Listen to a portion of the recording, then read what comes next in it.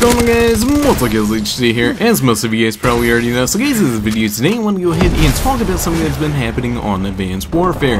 Now, Advanced Warfare is not currently out. It's currently the 31st of October, and a lot of people already had the game early, which is really no surprise because, you know, let's face it, every single year, every single person that's a YouTuber or, you know, a serious gamer usually will find a way to get the game early in return for, you know, extra money or whatever the case is. Well, this year has done a couple things that have been, you know, a little bit of a twist of a turn from previous years, and I want to go ahead and talk about that. So first off, there's been a change already that's insanely, I can't even believe it's even happening kind of thing. Call of Duty Advanced Warfare has been already modded. Now, if you guys remember from last year, Call of Duty Ghost, before the release date, was modded too. However, that was aka $1 last year. And this one isn't just one person.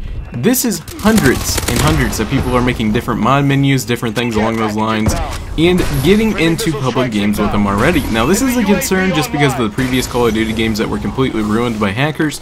World at War, Call of Duty 4, Modern Warfare 2, and now I actually believe Modern Warfare 3 and Ghost is now on that list again, so it's something that you don't really want to have happen to your game. Now, I've talked to a couple friends who used to do all these modding and things back in Modern Warfare 2. They were pretty much one of the creators of all these mod menus and whatnot, and they are telling me that it's real-time editing.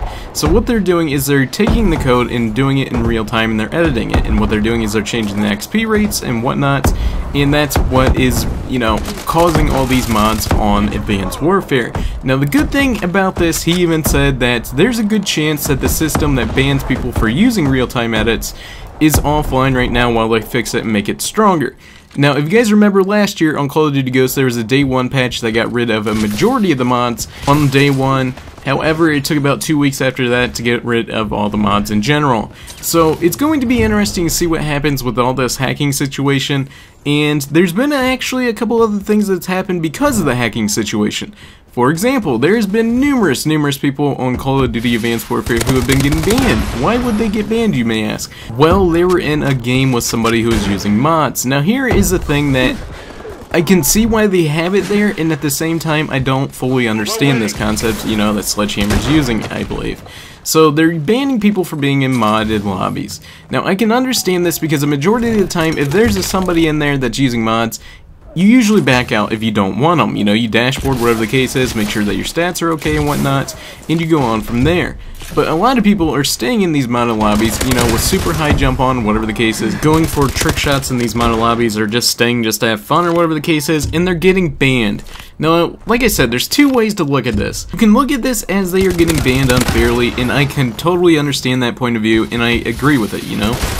There's innocent people getting banned for being in these modded lobbies. However, on the opposite side of this, there's another reason that they're getting banned. It's not because that they got into a modded lobby. It's because they're staying in the modded lobby, and they're no different than the people that are, you know, wanting mods, paying for, you know, 10th prestige, whatever the case is, on Call of Duty, and they're just as much to blame as anybody else. Even though they may not be using the mods the way that other people are, they're still using mods and staying in the game. So I can see both sides of the story. I'm honestly kind of upset that they're banning people. I'd like a 2-week suspension or something at most. But, you know, I guess it's really just up to the game developers and what their punishments are for doing certain things. So, you know, like I said, I can see both sides of the story. One reason they should get banned for being in a modded lobby, regardless of if they're using, you know, the XP mods or high jumps, whatever the case is, or something along those lines.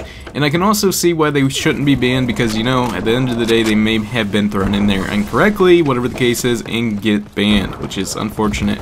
Maybe it's a little bit too extensive, but anyways, guys, I want to hear your guys' feedback. Let me go ahead and know in the comment section below, what do you guys think about all these mods that are going on Advanced Warfare right now? Do you think that they're going to be going away anytime soon? Do you think that the players shouldn't be getting banned for being in these modded lobbies? Let me know in the comment section below, but until next time, I'm HD, and I'm out. Peace.